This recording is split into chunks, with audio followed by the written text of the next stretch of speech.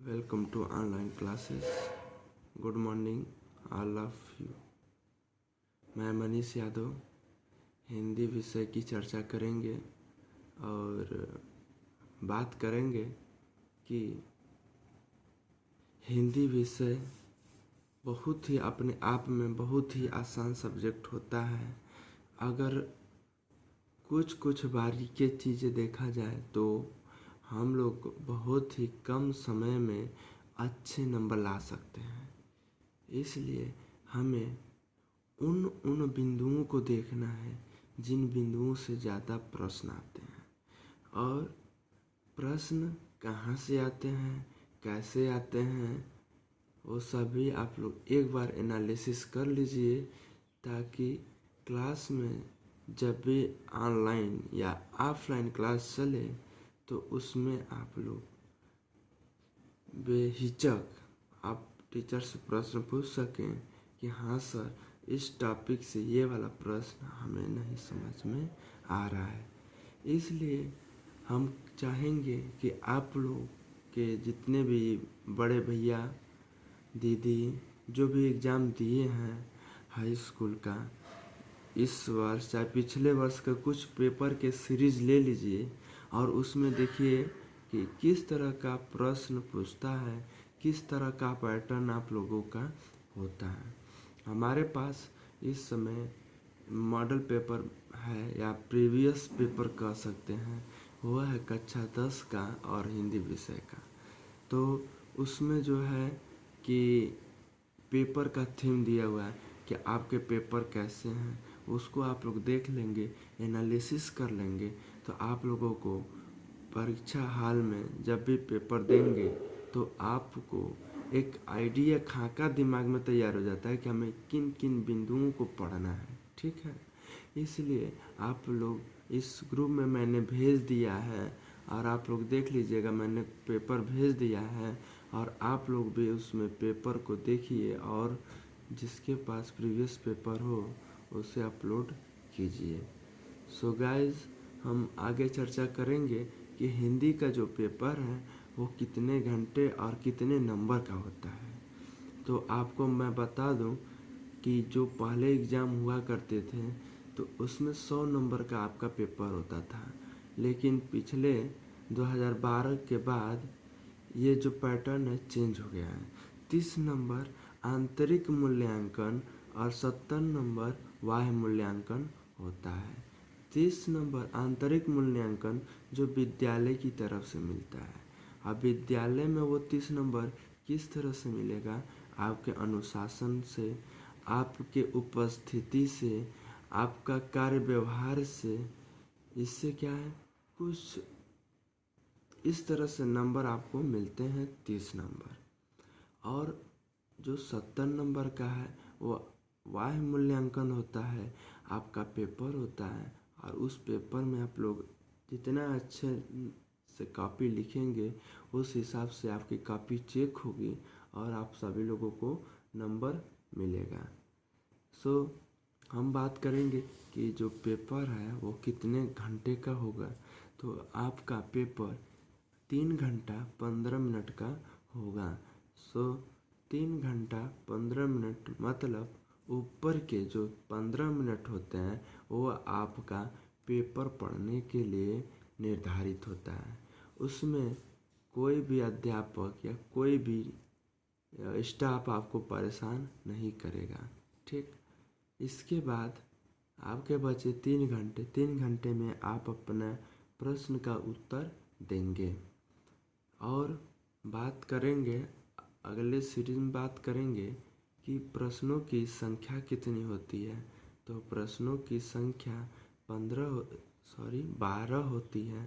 प्रश्नों की संख्या 12 होती है और सभी प्रश्न करना अनिवार्य होता है। ठीक, अब बात करेंगे कि सर प्रश्न किस किस प्रकार से परीक्षा में पूछता है।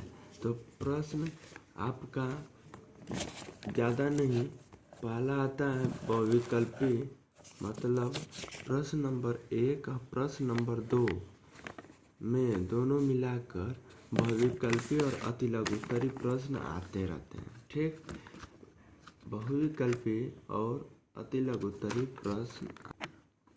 जैसे पिछली कक्षा में पूछा था कि निम्नलिखित कृतियों में से किसी एक कृति के लेखक का नाम लिखिए। तो उसमें 4 ऑप्शन थे, जो बाणभट्ट की आत्मकथा, रस मीमांसा, अर्धनारीश्वर, सेवा सदन। ये सभी कृति हैं, कृति या रचना है, और इसके लेखक का नाम लिखना है। ठीक। और अगले प्रश्न उसी में था, किसी एक आत्मकथा लेखक का नाम लिखिए। रेशमी टाई किस विधा की रचना है? उपन्यास विधा के किसी एक लेखक का नाम लिखिए। इस तरह के प्रश्न आते हैं। और भी इसी क्रम में है, छायावाद के किसी एक कवि का नाम लिखिए। ठीक। 8 प्रश्न होते हैं, 1 और 2 में मिलाकर 8 प्रश्न होते हैं, जो 10 नंबर के होते हैं। अगले सीरीज में हम देखेंगे प्रश्नों की संख्या 3, प्रश्न संख्या 3। उसमें एक आता है गद्यांश। गद्यांश मतलब गद्य का अंश को हम गद्यांश कहते हैं। और गद्यांश किसे कहते हैं? जो कहानी के रूप में लिखा गया होता है उसी को गद्य कहते हैं, या छंद मुक्त रचना को गद्य कहते हैं। ठीक है। और गद्य लिखने वाले को हम लेखक कहते हैं। ये भी आप लोग ध्यान में रखे रहिए। ठीक। और पद्य लिखने वाले को हम कवि कहते हैं। न हो तो ये जो 2 चीज़ें हैं वो अपने कॉपी पर कहीं लिख लें, ताकि भूले मत। ठीक है। तो इसमें जो गद्यांशों में जो गद्यांश दिया रहेगा उसका आपको प्रश्नों का उत्तर देना है। आपका गद्यांश 8 लाइन, 10 लाइन, 12 लाइन का दिया रहता है। उसमें कुछ वाक्य को अंडरलाइन किया जाता है और उसी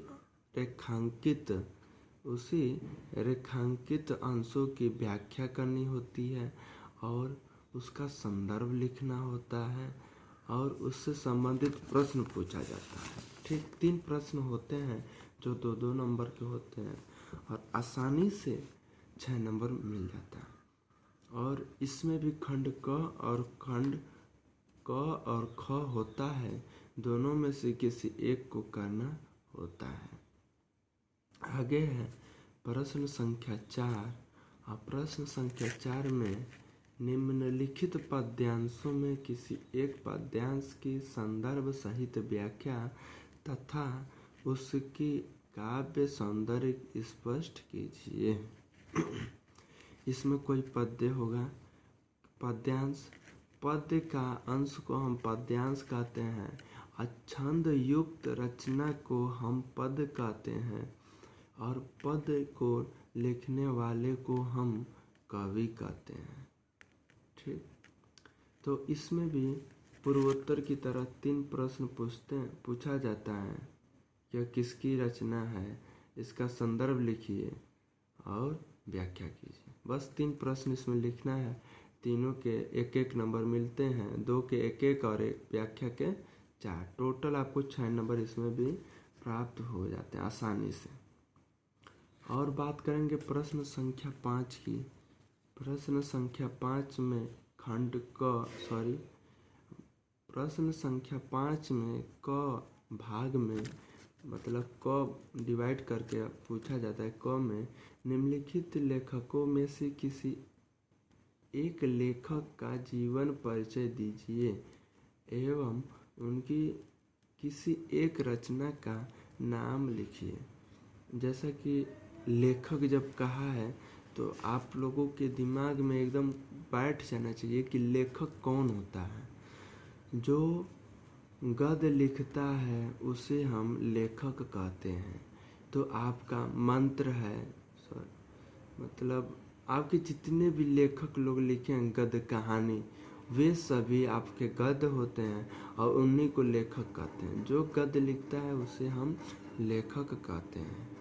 उसमें पूछा था रामचंद्र शुक्ल, पद्म लाल, पुन्ना लाल बख्शी, भगवत शरण उपाध्याय। 3 ऑप्शन दिए रहते हैं, 3 में से किसी एक का लेखक का जीवन परिचय एवं उसकी रचनाएं लिखनी होती है।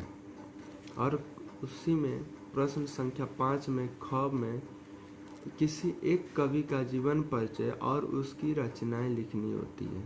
तो इसमें भी सूरदास, महादेवी वर्मा, सुभद्रा कुमारी चौहान इस तरह के कवि एवं कवित्री होते हैं और उनका जीवन परिचय लिखना होता है। ये भी आपका 3 नंबर का हो जाता है। आगे हम चर्चा करेंगे प्रश्न संख्या 6 में।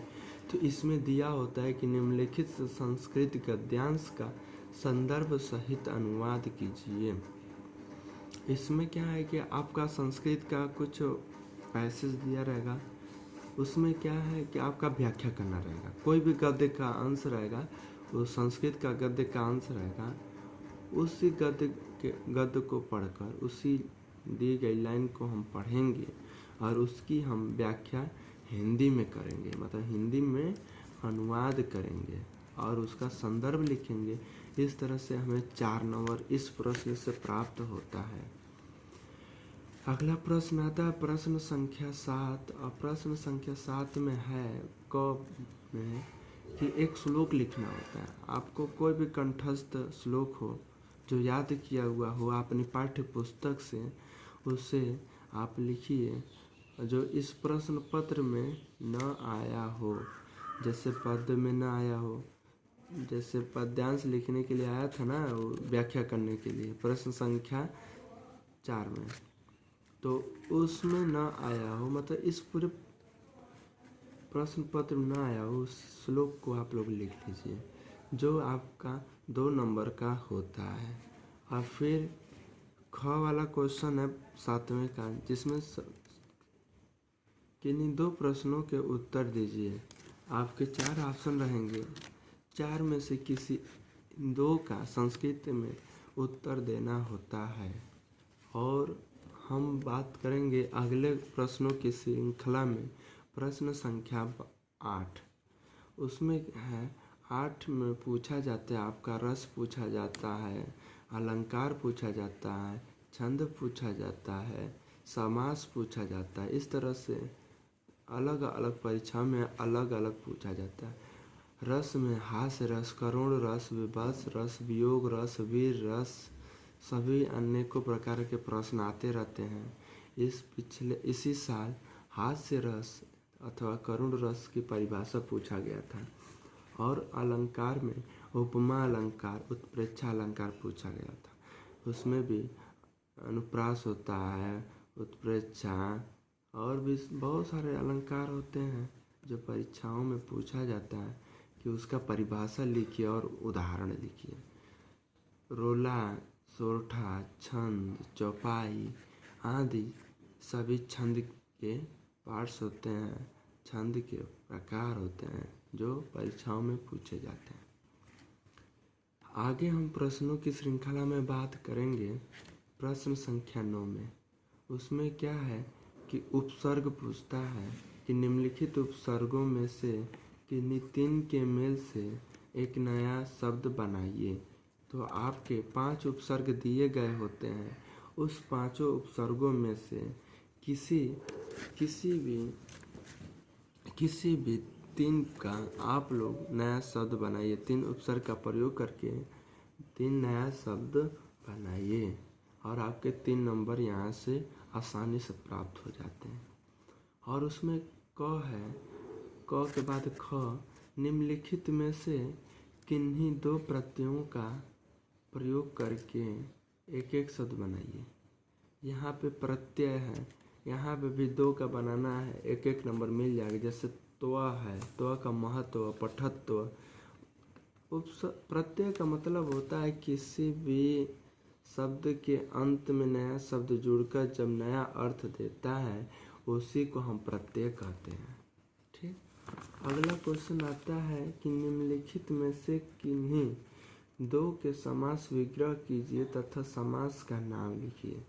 इसमें दिया है चक्रपाणी, त्रिफला, अध्यापक, जल थल। इस तरह से प्रश्न ऑप्शन दिया होता है, 4 ऑप्शन दिया होता है, 4 में से किन्हीं 2 के समास विग्रह तथा समास का नाम लिखना होता है। जो 1-1 नंबर का होता है, 2 नंबर मिल जाता है।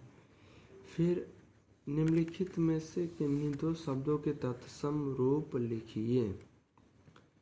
देखिए, तत्सम का हम संधि करेंगे, तत् धन सम होता है, तत् में के असम में समान, मतलब जिसके समान होगा उसी को तत्सम कहेंगे।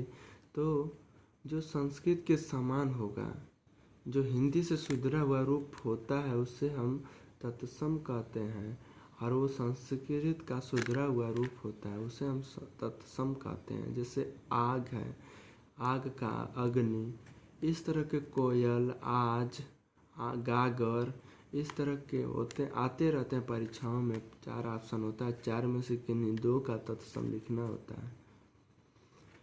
निम्नलिखित में से किन्हीं 2 शब्दों के 2-2 पर्यायवाची शब्द लिखिए। इसमें आपको पर्यायवाची शब्द लिखना है। जो 4 ऑप्शन दिए रहते हैं, इंद्र, तालाब, बंदर, चूहा, घोड़ा, हाथी, इस तरह से दिया रहता है, जिसके 2-2 पर्यायवाची लिखने होते हैं। अगले प्रश्नों की सीरीज में चर्चा करेंगे। प्रश्न संख्या 10।